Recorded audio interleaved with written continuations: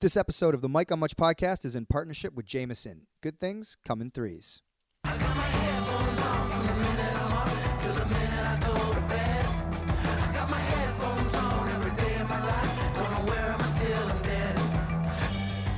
Welcome to the Mike on Much podcast. I'm your host, Mike Veerman. I'm here with my friend and trusted producer, Max Kerman. We are also here with our pop culture aficionado, Shane Cunningham. And working the dials is intern Erica.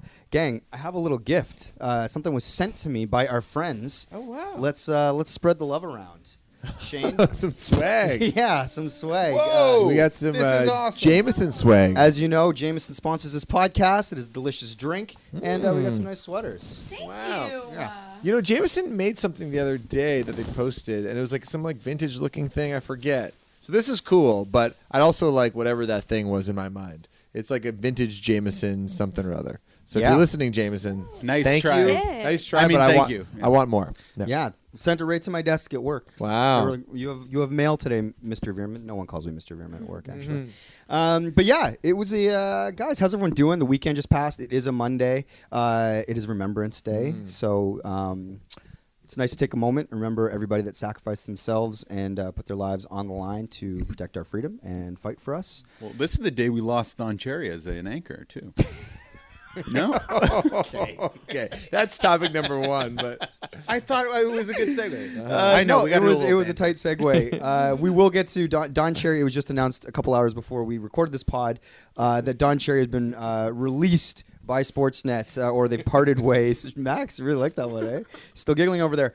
Don is no longer in his position, I guess, at Hockey Night in Canada, over at Sportsnet. We will get to that. There's also an interview coming out with him, I believe, with Joe Warmington of The Sun. That hasn't been released at this time, so we haven't heard Don's thoughts on this yet. So keep that in mind when you're listening to this, because maybe more news would have come out. But we'll get to Don in a second. yeah. First of all, how was everybody's weekend? I saw both of you guys on Sunday. Yeah, we all partied together. A rear end, partied.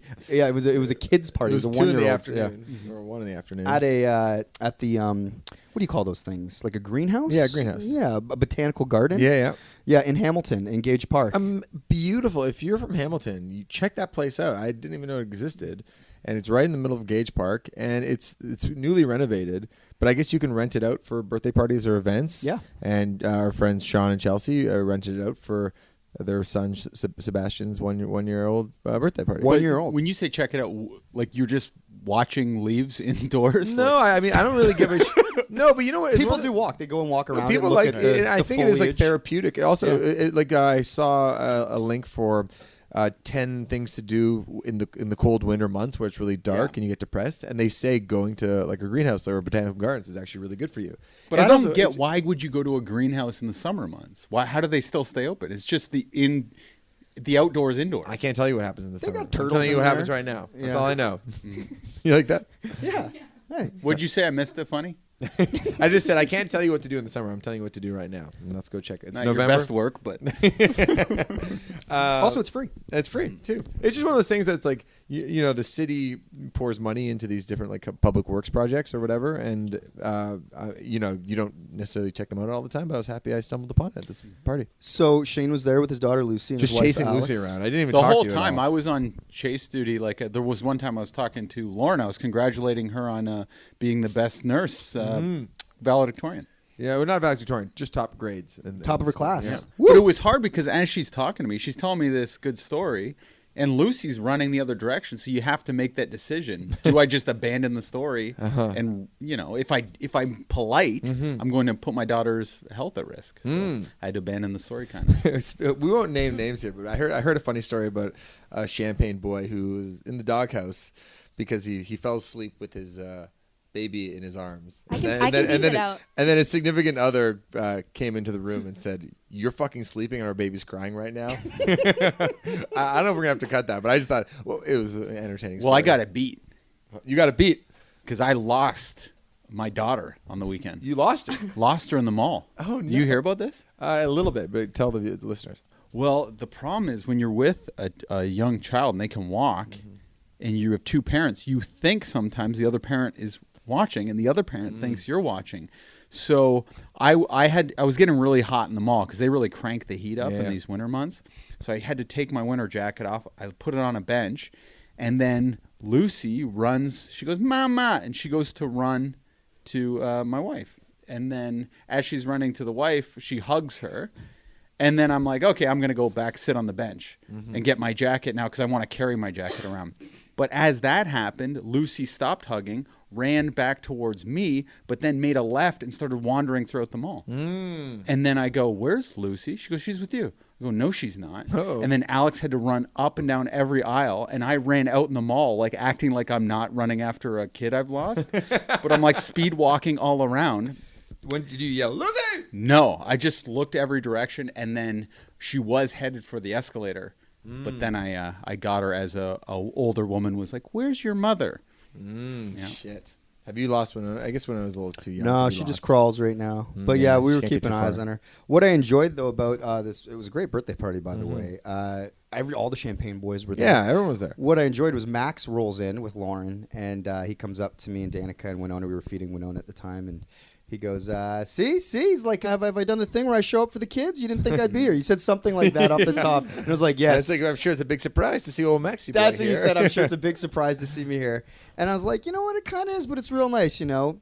Maybe 40 minutes later, he was like, okay, well, I got to go. He gave me a hug. And when I hugged him, I go, hit your quota, eh? And you go, yep. But that's a great amount of time. It I is. think that is impressive, 40 minutes. It was good. I feel like I got to hang out with everybody later that night because we watched the basketball Yeah, that's game. right. And then I really got a chance to sort of like have real time where I got to catch up with all my old pals. But I feel like it's sort of harder to do it at that event. Maybe you get better at it with time. But everybody has to watch their kids. So no one's like really in the conversation because everyone's just chasing around their 1-year-old. Yeah. You know what I mean? There's a Oh, bit of yeah. that going on. I Oh, feel like yeah. it's harder to It's- get into a real conversation. It's hard to find moments where you can actually like bro down and kind of hang like we used to hang. Although Sean, I will say to his credit, had a cooler full of beer. He did. So It that was nice. amazingly catered. I'll say this. That was the main reason why I went because I knew Sean and Chelsea were not going Not to. the I child's heard there was going to be birthday. pizza. There's candy out, and I was like, "Yo, this is the best lunch I've had all week. It's great." Yeah. Shorty's Pizza. Shout out to Shorty's Pizza. Very good pizza in Hamilton. And then, like you're saying, Maxie, later that evening, we all hung out at Odds, Hamilton's premier sports bar. I heard you made Dan Hamilton an offer he couldn't refuse. I did. So what happened was everybody at this kid's birthday party was like, because the Raptors played the Lakers last night, so it started kind of going around. There was a buzz. It's like everyone's going to go to I started Odds that later. buzz, by the You way. started that Yeah, buzz. that was me. Well, eventually that train made its way to me, and I was like, everybody's hanging out. You're like 9:30 Odds. We're all going to watch the Raptors game. I'm like, I need to be going back to Toronto, and it's kind of not, am I a bad father and husband if I don't go back with them, and I stay in Hamilton to watch basketball with my friends. So ultimately, I talked about it with my wife, and because on the Saturday night we were in Hamilton all weekend, she hung out with her girlfriends that like drank wine and stuff. So it was like because I took the Saturday with the kid. She was like, stay in Hamilton, go watch basketball with your friends, have fun.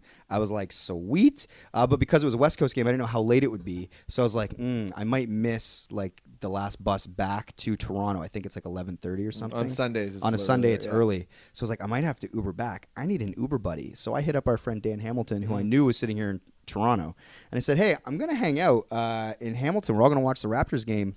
If you come in, it's like I'll Uber us home. I'll Uber us home. So I have an Uber buddy. And I just knew that it would guarantee us getting back. And That was free of charge for Dan. it was, yeah. That's a good deal. That's It was a an good offer deal. he couldn't refuse. Yeah. Yeah. That's so Dan very came on in. equitable. It was very fun. Well, he also demanded that he enjoy his odds drinks on you. Yeah, he that was also part of the deal. He texted me. He said, "Look, Mike's taking care of my transportation. You need to take care of my drinks and food." And I said, "Okay, let's do it." And I will say, because you wouldn't say this, not only did you take care of Dan's, but you were a big shot, man. You took care of all of us. Well, you know. You didn't need to do that. No, Like, you we guys had- have been very supportive of the bar, and you guys go spend money. We there, had so. wings, like we had tons of food. Yeah. The beer was great. The game was amazing. And then at the end, you were like, "All right, it's all taken care of." And you took. I was like, "Nah, Yes. Well, you The know. whole tab? whole fucking." Yeah, but tab." I mean, people weren't like Whoa. doing We didn't go crazy. shots or like not everybody had a But full still, course. I've been meal to or anything. odds. Premium prices over there. Ah, come on, it's Greg. It's Greg's propaganda. I'm not getting into this with you right now. But odds is amazing. It was a great It's time. a great vibe. Thank you. How much was the tab? I don't even know the answer to that. Couple $100. That's not bad. That's reasonable. How much you tip?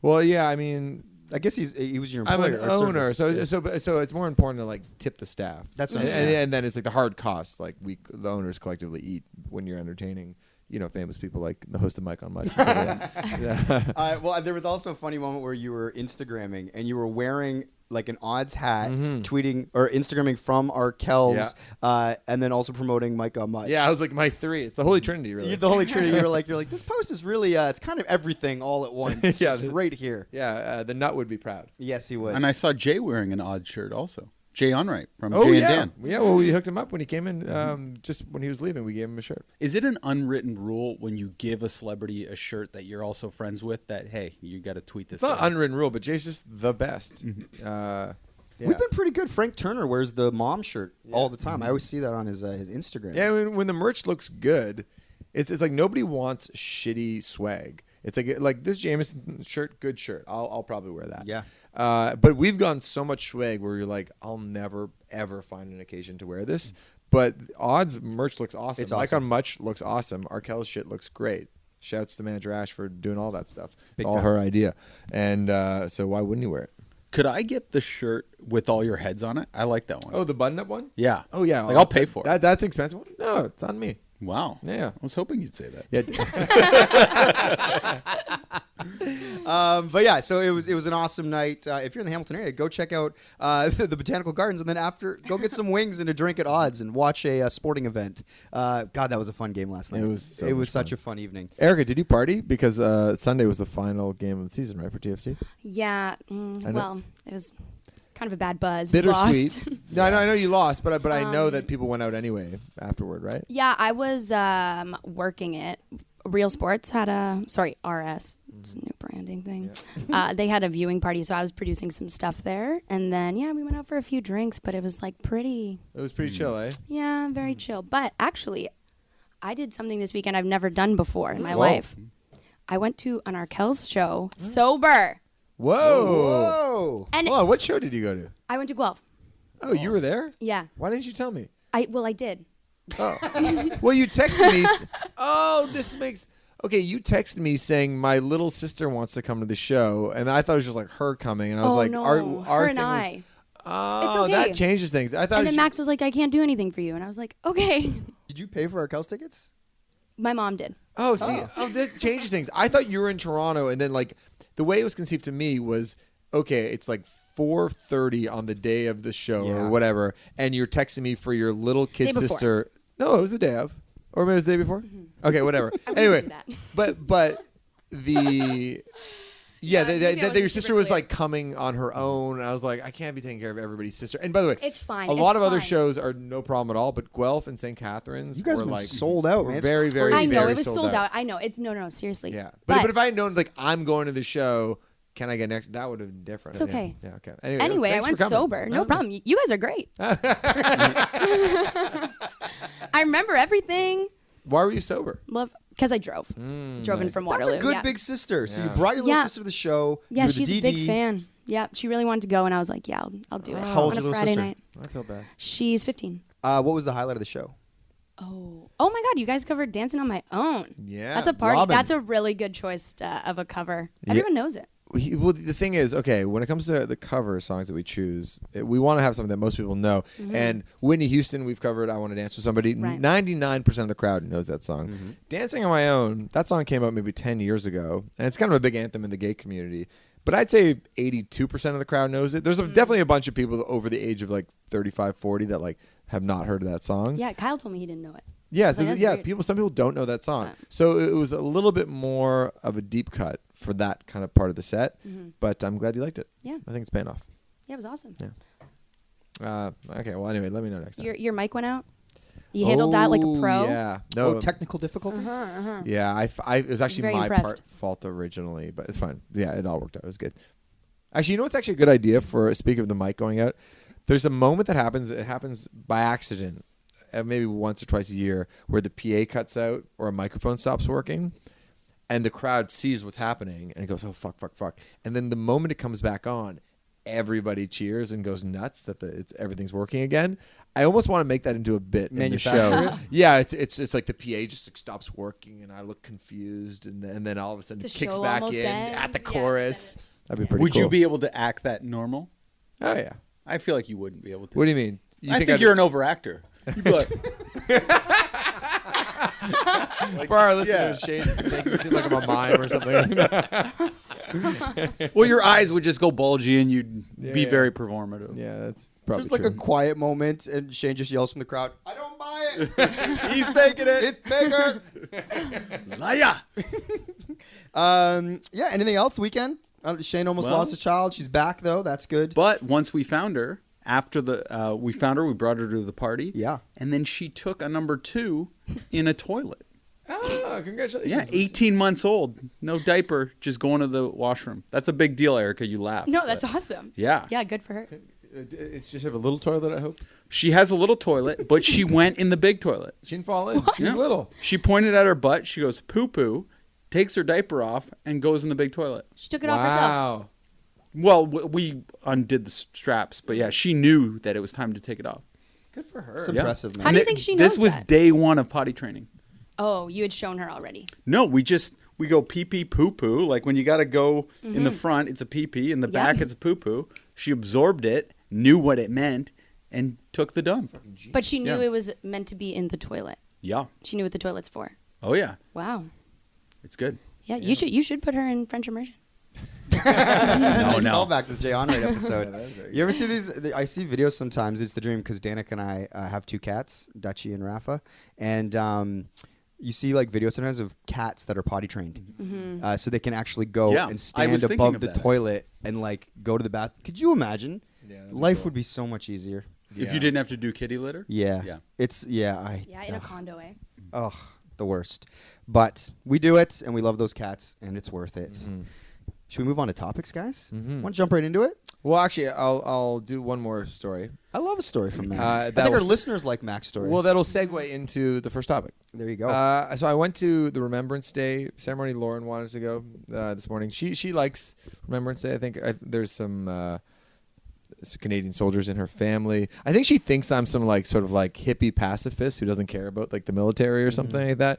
But she's like, Max, we're going. I'm like, yeah, it's fine. I'd love to go. I'd love to pay my respects. And I got to give a shout out to the people who put together the Hamilton Remembrance Day ceremony at Gore Park. The speeches were really, really good. It was a cold day. You were down there? Yeah, I went down this morning.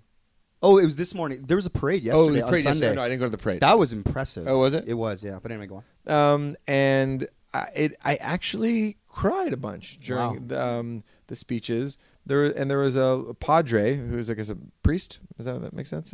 I'm looking at you because you went to Catholic school. But anyway, like a religious person who talked about, obviously, how we have to remember what, these soldiers did and what they were fighting for. But he kind of tied it back to kind of the issues of the day. So it's like they fought for all the marginalized people out there. And we need to think about, our relationships with the indigenous community. We need to think about people who are suffering now, and we need to look after them. It kind of they tie it together in this because sometimes I feel like World War II and World War I and any that stuff feels like a long way away. It feels kind of distant. But the way he was able to tie it back today was really interesting. And then a local spokesperson from the mosque spoke about being a refugee from Africa. His family's from Yemen, which is a war-torn country right now. And he said, I want to pay my respects and gratitude to the soldiers that fought for Canada that allowed me to come here. And I just thought this was all such an incredible contrast to the Don Cherry stuff that we're about to talk about, where it was like, you can choose to frame Remembrance Day in any way you want. You know what I mean? I think this is what was so disappointing about the Don Cherry thing is that he chose to frame it a particular way, but these people said, no, we are going to choose to frame it in a very inclusive way. The person who gave In Flanders Field, the poem, who recited it, was a little Caribbean Canadian gal, maybe in grade 7 or something, and she speaks French. She's in the French immersion school, and she did it half in French, half in English. And it was like, this is the most inclusive ceremony ever, and it just made me so fucking proud, and I was so happy. And now you can describe the Don Cherry situation. But I do think the Don Cherry thing, he was kind of saying the same thing. He was saying, because of the fight that was going on, everyone gets to enjoy the milk and honey. Yeah. He referred to it as. I do think that part of it was the same thing. And he was wanting more people to be like the people who attended this parade. I'm assuming they were all wearing poppies. I agree. But my point is that he's choosing to frame it in a negative way. You guys don't do enough. He could have told another anecdote, the one I just told, where he said, I was at this thing and it was amazing. I heard I saw a mosque giving out poppies. Like, he just chose to look at it. Right, take the negative slant on the same sentiment. Yeah, because it's the same sentiment, but it's like how you choose to frame the stories we tell each other is really important. But set up what happened this afternoon. Yeah, I mean, ultimately, Don Cherry went on Hockey Night in Canada, and he used his time not to talk about hockey, but talk about leading up to Remembrance Day, essentially saying that immigrants who refuse to wear poppies are something that he sort of has a bone to pick with. It's a contentious issue in his mind. I mean, we've talked about this a lot at work today, too. I don't even know how much of an issue this is. You know, I saw a tweet thread that Dan Hamilton threw in the group. It may be like Don Cherry's reading The Rebel, which is like a very sort of far-right, dubious sort of publication at best. And it's like they had been writing about this sort of like non-issue where a bunch of immigrants were refusing to wear the poppy. Is that even a real thing? Well, this is the Trump thing. Trump just makes issues that aren't even really issues and then stokes his base. Exactly. You know what I mean? It's just like, Muslims were celebrating outside of 9/11. Yes. And it's like, did that happen? It's Was anybody ever thinking about this shit? I don't think it's so. perfectly inflammatory to make people angry, and it worked. And then Don Cherry went on national TV, and he decided to take up this cause, which I don't even really think is an issue. And the words that he used, those people, if the sentiment was very much, if you want to enjoy this country, you're going to play by our rules, wear the damn poppy. I'm paraphrasing, of course. People had a real issue with his angle, with the tone, with the way that he sort of came across, and then also consequently Ron McLean for not saying anything and sort of sitting by and letting Don rant, and then them sort of moving on from there. They got numerous complaints, and then today, like I said a few hours ago, they've decided to part ways. I think they framed it as Don Cherry he's resigned or whatever. But stepping down, that was the wording. But yeah, so that's it. So now Don, who's 85 years old, will not be on the Canadian airwaves in the foreseeable future. I did see a funny tweet from Gourmet Spud who said, or he retweeted somebody who said, like, Don should really start thinking about his future and learn coding. That's good. Like if he needs a job. But that's an old joke. Totally. For an old guy that's like, yeah, what are you going to go into next? But But I just mean that learn to code joke has been around forever. Has it? Yeah. I haven't heard of it. Oh, that was a big thing, like learn to code, and everyone like. Well, no, I know that. Yeah, maybe just in the context. Oh, I've heard many jokes like that, but it is still funny. Yeah. But even if Don Cherry was right, like let's say immigrants weren't wearing poppies, To the same doesn't degree, matter, right? yeah. What do you mean doesn't matter? Let's say no immigrants were wearing poppies. The way he said that would still be fireable, right? Yeah, I think so. Or is it just that he's wrong is the issue? Yeah, well, I mean, I think Rogers goes, this is not, like, the point of sports is to unite people. That's what their statement said. And it's not to throw flames on the fire. And so let's say he was completely right. Yeah. It's like, is that a useful way to use your platform? And is that a fireable offense?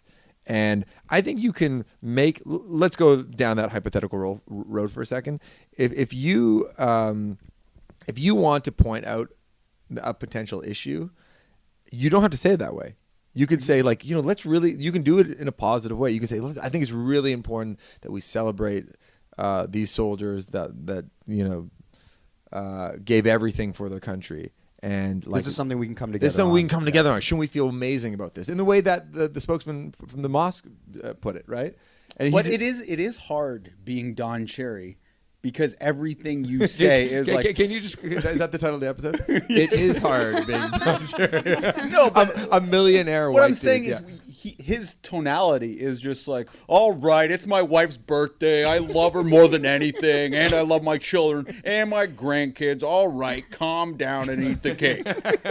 Like anything he says doesn't sound like the way you worded it. No, but he could have. No, but the thing is, he could have given the same anecdote. Hey, I gotta say, I was in my supermarket in Etobicoke the other day, and Remembrance Day is the most important holiday for me, and I gotta say, I saw a fella with a turban. He was wearing a poppy, and that's what it means to be a good Canadian boy. Yeah. And everybody would. Awesome. Max, this is your best impression. I didn't know you did voice work, and that was good. First off, that was amazing. But, Shane, and you don't think he could perform the mic going out at a show? Yeah, how dare you. but that was very over the top characters. I bought it. Subtle I bought it. characters, I don't think Max could do. So anyway, But do you think he would get in trouble for calling out someone wearing a turban, being a good Canadian boy, implying people I don't think you would. I think people would go because it's on the positive tip? yeah, it's on the positive tip. our country, like, although we have our issues, like, I think at our heart we stand for inclusiveness, right? And like certain freedoms. That the way that Don presented his like case was very exclusionary and kind of like our way or the highway and go back to where you came from. Felt like the tone of it. And he has a history of doing this. And he's also, it seems like course. he's a xenophobe, like, from day one. But if he said the exact same sentiment, but like your voice, like, you get the milk and the honey, you enjoy it. Could you just wear the poppy? Like these people, whatever you call them, I think they should wear the poppy. If he said it like that, do you think it would have been taken as bad? But just his delivery mechanism is so horrible for being kind. That's such an interesting observation because I do think context matters, right? And the person delivering matters. I have this theory that do you guys know the band The National? Yes. Like everything that singer says just sounds weird, artistic, and profound. But it's like, but then if he did any cover of like a Britney Spears song, it'd be like, my loneliness is killing me. I must confess, I still believe. When I'm not with you, I lose my mind. Give me a sign. Hit me, baby, one more time. we have created a monster. It's all voice work from here on out, guys. That was a mildly good Don Cherry, Max. I'll do 1 hour. Hey, everybody's Mick Jagger. It's like, what? Why are we getting all this? Hey, it's Bill Clinton. What are you doing? What you mean? Is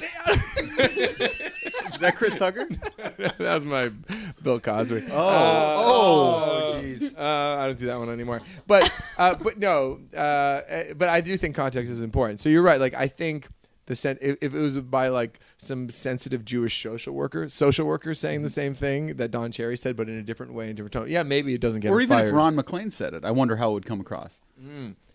Yeah, but yeah, I think the issue is that Don Cherry just every week goes, these pinko Russians. Yeah. Like most of the time, the people he throws under the bus happen to be other white people. Yeah. So he kind of gets away with it more. You know what I mean? Yeah, like he doesn't like Swedish players, right? No, he doesn't like any of the. The European players he talks about. Yeah, or You like think they're women, soft. really. Like he's had a bad track record. Yeah. Speaking of Ron McClain, he got some criticism. Well, yeah. What are our thoughts on Ron? I actually saw an interesting tweet about Ron, a little story about Ron. This is from Brooks Otterlake on Twitter. I read this. It said, I met Ron McClain once at CBC headquarters, and he spent like 5 minutes telling me facts about the building. And then after he said goodbye, a tour guide who was listening walked up and said, all of that is incorrect.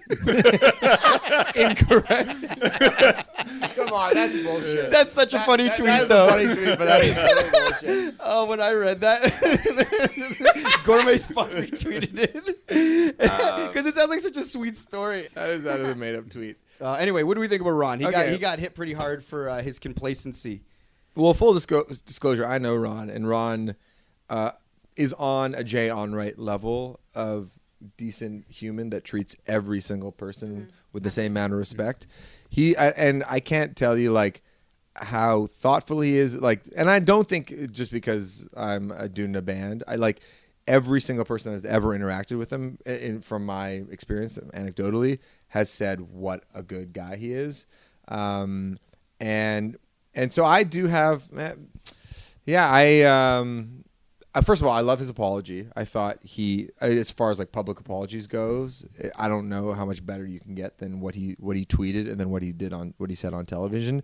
I know some people think that he didn't, his excuse was like, I didn't catch it.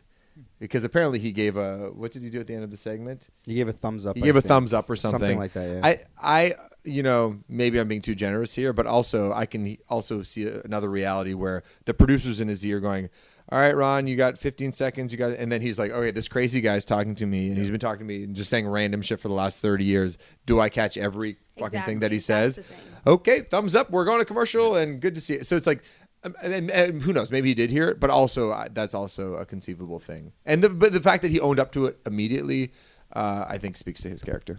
And he's been sitting beside Don Cherry saying things like this for years. It's kind of what Don does. Yeah. He's probably just zoning out. That's my point. Yeah. Think about what his dinner's going to be that night. Yeah, You know? he's a producer in the year. His job is the intro and the outro. And then he goes, all right, good job. Back to you. Yeah. That's his job. Yeah, yeah. And I think in some ways, human nature lends itself more to sort of just moving on comfortably than actually getting into it, which could lead to be. Well, to he's be very doing a uncomfortable. job. He has to move the segment along. It's live television. He has to kick Yep. it out. Yeah, He exactly. can't prolong it. But he's done it in the past, like he has. Well, there was probably time that allowed Yeah. for a little bit of a stretching moment. Yep. But when you have to get out, you have to get out. Also, sometimes you can't make a snap decision. Like so many times, someone will insult me, and then I'll just be staring at the ceiling at the end of the night. I should have said this. This would have been the perfect zinger. Whatever. You know, it's like the Costanza effect. Well, yeah, so then when Do people insult you often? Or like subtly, or someone will say some remark, or a boss will say something. I'm like, oh, I should have said this. Come up with a better excuse, even in an email. Why am I fired? Yeah. I just left the room. He just took the package and went home. Oh yeah. Fuck you. Go on. So the fallout from all this though is interesting because, okay, on one hand, Rogers didn't necessarily need to fire him. The fact that they They didn't want to. didn't want to. I don't think. Well, do you Yeah. think? I don't know. People love Don Cherry. Yeah. Like a lot of people, I think probably either vocally or not so vocally support what he said. Like I think there's a contingent out there, and Rogers knows that like people really like Don Cherry, and so that sucks for them because it's guaranteed eyeballs, which means money and advertising. So I think they were hoping it's like we'll put out our initial statement, which kind of admonishes Don, and then we'll move on and there'll be Hockey Night in Canada again with Don. But then it's like, oh, nobody's backing off of this. People are really pissed off. So it's like, I'm guessing, I have no knowledge whatsoever. I would think that they probably asked, hey, would you be willing to apologize like publicly and then we can move on? 100. And Yeah, I bet. Don probably like, no, like this is how I feel. I have, like this is, these are my convictions. I'm not going to apologize. I don't know. I like, maybe I'm making this up, but doesn't it feel that way? Like, Yeah. Yeah. Well, Like, he's, even the he's probably statement- thinking this isn't even the top 10 most offensive thing I've said in my career. Yeah. And I'm just being Yeah. victimized by the times. Mm-hmm. It's hard to change an old person's way of 85. looking at Yeah. things. Yeah. Yeah, it's funny. When we were thinking about the march towards progress, on one hand, it's like I think that firing him was the thing to do because it was the morally right thing to do. If someone says something that egregious, you shouldn't necessarily be able to hold on to your job. That's why Trump shouldn't have his job. Why most people would get fired in this position. But then I think sometimes about just the culture wars that are happening right now, and I think about the backlash on Twitter and all the people that are like free Don Cherry kind of shit. Like, because there was a thing, hashtag Don Cherry is right this morning, and then I'm like, oh, is this going to fuel the flames for the culture wars that are happening? Where it's like, okay, here's the SJWs not being able to have just a normal conversation without hyperventilating, and now Don Cherry has to get fired. When Don Cherry, like, sure, he's an imperfect guy, but he's my favorite form of entertainment, and he speaks to me, and what I care about are just my sort of sensibilities when it comes to entertainment, and now I can't have that anymore because they fired him. So it's I don't know, it's just an interesting. Yeah. Well, a lot of people are saying, too, comparing it to the Justin Trudeau, how he gets away with blackface and he gets to get reelected. Yeah. But I guess it comes down to an intent mattering. Also, apology. Like, I think it's a false Yeah. equivalency because Justin said, it was wrong. I'm sorry. Well, and Don does not feel that way. The I don't impetus of it wasn't to be offensive. It Yeah. was just ignorant. Yep. And then when confronted with people who are hurt by the action, he says sorry. It doesn't seem like. I mean, we'll see. Again, Don, I think, is doing an interview with the Sun. Joe Warmington. Joe Warmington, which will be out. Maybe it's out already. You probably have read it by the time you listen to this podcast. Maybe he will apologize. Yeah. Maybe he won't. Maybe he'll Could dig be a in. Kevin Hart situation with the Oscars where he said he quit hosting the Oscars because they were forcing him to apologize. And then the next day after he quit, he apologized on his own terms. Right. Interesting. I just want to see if there's anything. Ooh, real time. Yeah, real time checking by Max. Just checking. So it's November 11th at 5:51 p.m. We're checking Twitter. Yeah, no, nothing yet. I don't think. But yeah, so I don't know. I mean, Don has lost his job. Any more thoughts on this? I mean, do you guys think he should have lost his job? I guess that's what people want to know. Do you guys feel like he should have? Yeah, I think so. Yeah. Yeah, Well, it's just like I just don't have much patience for people who won't make an apology. It's just like whatever. People say all sorts of shit in the moment. I think we all have said things that like, we take back or didn't come out right. I don't know, but it's just like read the room, and also if you've offended somebody, apologize. Do you know what I mean? Like, so for instance, I got an article. My friend Matt sent it to me, and it's on globalnews.ca. A member of Regina Mosque, the site of a poppy box for weeks, responds to Don Cherry. So I was disappointed. Those were the words spoken by Dr. Habib or Riman. Oh, I'm not pronouncing that correctly. I apologize. The president of a Muslim chapter in Regina. I think Don's comments are designed to create disharmony and misinformation. He should have done more research before opening his mouth. We should remember that in World War I, more than 2.5 million Indians fought for the British Empire. More than 90,000 people died. That was an effort for this so-called immigration population. Anyway, it's like for Don Cherry to not read that and go, oh, fuck. Yeah, you know what? I'm wrong. Like, we're all in this together. It's like, fuck you. Yeah, you're fired. Like, you know what I mean? Like, yeah. And it's just like, I know back to the kind of the culture wars element of it all. It's like, I just wish somebody of that persuasion or of that sort of corner of the culture could just be like, do the Don Cherry thing, but just be like a nice open guy. Like, you know what I mean? Like, why does it all have to be sort of like so close-minded about it? You know what I mean? It's like where, like, I just want like the country boys that have like just the biggest heart in the world. And I say that knowing some that I went to school with. Like, actually, he listens to the fucking podcast. Chris Nechtel.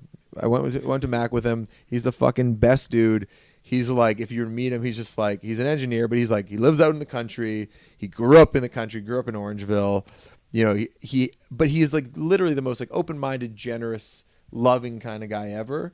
And I just wish there was like a Don Cherry version of that. You know what I mean? Sure. That doesn't have to It wouldn't be Don Cherry then, though, because Don Cherry's worldview is informed by his. But isn't there a sweet spot though that you could hit?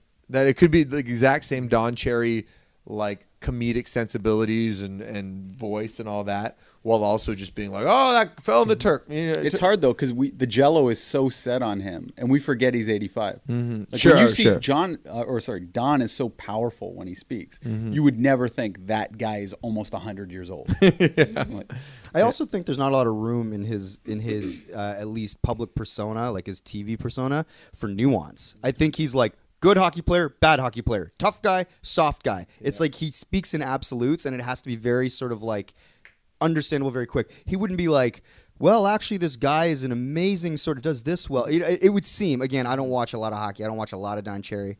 I used to have a couple Rock'em Sock'ems when I was like 12. Well, the thing which frustrates me is Did that you guys ever have those Rock'em that's a funny digression. That's my relationship with Don. I remember his Rock'em Rock'em Sock'em. Of course. It's like They were fight Not tapes. the robots. It's fight tapes compilations. Like, there's hockey fights. Oh. They would put fight tapes in huge body checks. Maybe it was body checks. YouTube has kind of made them obsolete. Yeah. yeah. Where Erica, Yes. where did you fall on the Don thing? How did you feel about it when you read it? Were you annoyed by it? Do you care? Do you not care? Are you like, it's just more noise? Or were you like, yeah, that shit's offensive? What did you feel?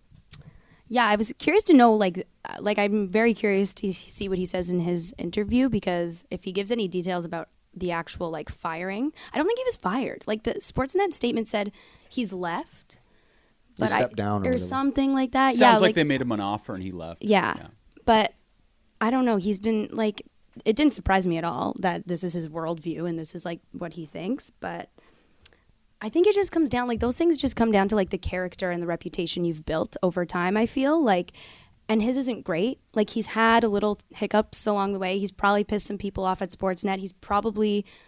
Was probably kind of on thin ice with certain bosses and stuff for like opinions he shared before. And like, I feel like this could have just been like the last straw for whoever got to make the decision. Like if our good friend Jay Onright said something like this and it was misconstrued, like he has a very different reputation. Like I think exactly, if somebody said something along these lines and it was super weird and whatever, even if like they had a hard time making an apology, I just think like, yeah, the reputation you build really affects Well, and how what these you're situations are rewarded handled. for. Yeah. like Howard Stern made the biggest change, which is pretty crazy, that he went from a guy like telling strippers to ride a Sybian to more of like therapy session type interviews, which you think would totally alienate the audience that he built for so many years. So that is a crazy change. That'd be crazy if Don Cherry did the same thing. That's what I mean. Like that takes a lot. But Don Cherry's, 30 years older than Howard Stern. Who do you think would be the 20 perfect years. replacement for Don to hang with? I was Ron? thinking about this too. I would not want to be on the Hockey Night in Canada team right now, having to make an entire rebrand before Saturday. Mike on Much. The three of us replaced Don. They'd I could- Wow. smell our inauthenticity. Yeah. True. Yeah. Like it's like they'd know we're a bunch of basketball guys. Yeah, it's true. But I mean, I wouldn't want to follow Don. Listen, like No. Don. I mean, Don has a winning formula for hockey and hockey viewership in this country. People that like hockey like watching Don Cherry. That it's like the evidence is there. I it's don't know if empirical. that's true. You don't think? No, Dan Hamilton hates Don Cherry. Well, Dan Hamilton's a pinko. Dan's a hipster though. Come on. Yeah, but he loves hockey, and I think he represents a certain demographic of like Well, it's a millennial demographic hockey of people that fans. speak our language, but there's a bunch of people on Twitter. I'm like, who are these people that are like free Don Cherry kind of shit? Yeah. Yeah. They out Don there. Cherry is right. Yeah. Shane, you felt like it was the right move. Yeah, you can't be ageist. You got to make it fair for everybody. So you can just be like, well, that's Don. You can't teach an old dog new tricks. But I do understand why Don's confused because he's been rewarded for this his whole career. And he's like, oh,